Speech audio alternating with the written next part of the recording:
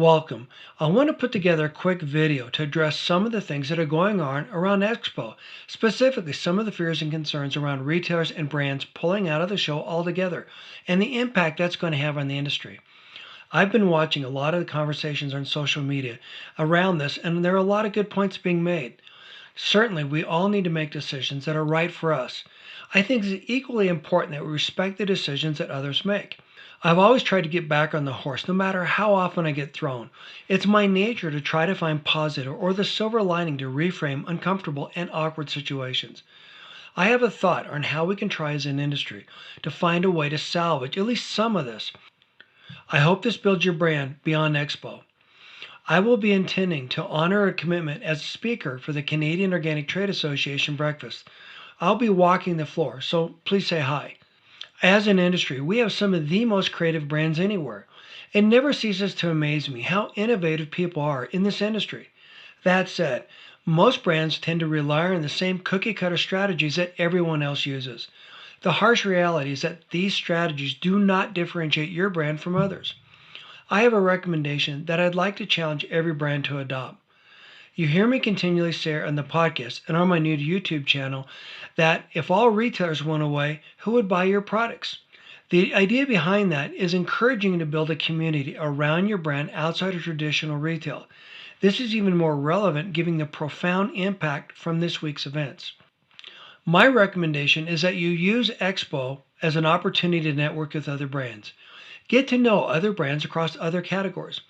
Look for ways to help support each other after Expo ends. Find creative ways to collaborate on promotions, for example. Consider this.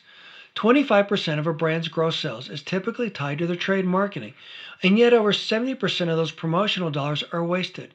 One of the key strengths of Natural is our ability to pivot and react quicker than big brands. Use Expo as an opportunity to network. Look for brands with complementary products.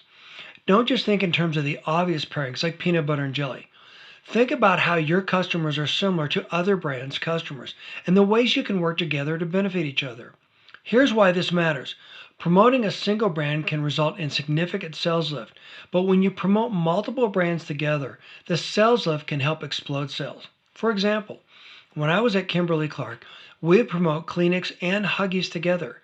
The sales lift from the combined promotion was sometimes 5 to 10 times greater than promoting each brand individually.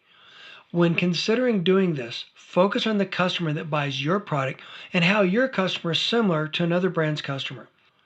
In this example, I'll use brands that have been on the podcast. In full disclosure, I have not yet shared this with them, so this is just an illustration.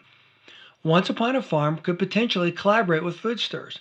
Now you're probably thinking that this pairing doesn't make sense, so let's think outside the box.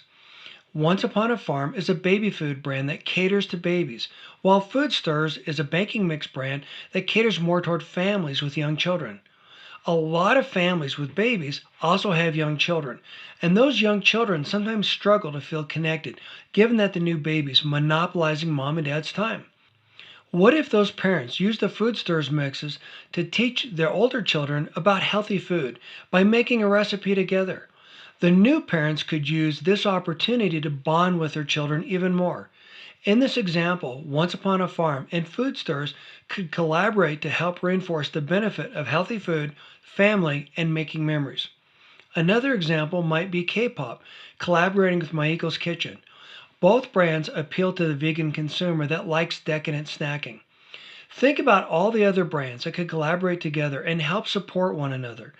This is what makes natural natural. While networking, you might also find creative ways to collaborate with each other with ingredient sourcing issues, leveraging the power of the brands to improve distribution or shipping issues, and work on community building strategies and much, much more.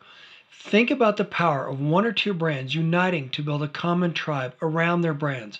This is also something I talk a lot about on the podcast. For example, strategies to convert occasional customers into loyal shoppers. Thank you for listening. Remember that this show is about you and it's for you. The goal here is to help you get your product onto more store shelves and into the hands of more shoppers. Please share this episode with friends and any other brand that you know that wants to grow sustainable sales. We're all in this together. Well, I realize that a lot of brands might feel trapped and that they don't have an opportunity to decide whether or not to go because they've already paid for this. Leverage this opportunity to help grow sales, to build community, to bring us together, to find ways to work together. And one of the best parts about these strategies is that you can leverage these as you work with retailers. You heard me correct. My secret sauce, the secret to my success, is that I've been able to leverage strategies like this to gain a significant and sustainable competitive advantage. They've worked for me and they can work for you too. Listen to other podcast episodes. You can learn exactly how I do this. Thank you for listening, and I look forward to seeing you in the next episode.